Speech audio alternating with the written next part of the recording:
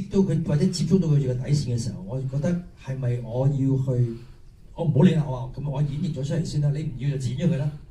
咁嗰場戲就係講到佢有啲傷感啊，跟住然之後佢有種自責啊，係喺度就要喺度好矛盾去對住塊鏡去問翻自己喺嗰一刻或者喺呢件事裏邊或者過去所去到直至到嗰一刻佢發生咗之後，佢對佢自己嗰個正義或者係嗰個良知係咪淨係就係喺佢嘅身份裏邊佢有一個就開始有啲懷疑自己做緊呢樣嘢？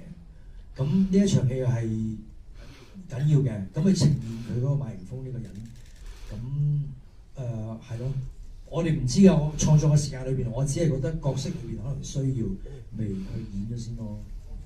咁擺落去就係導演最後或者剪接師佢覺得好唔好，或者出唔出到呢個效果。多謝。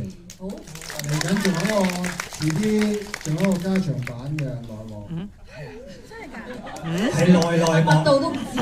內幕，哇！呢個加長版嘅要睇啦。內幕，OK，好，我哋不如影個大合照咯。好多謝大家，好唔好啊？多謝大家，多謝。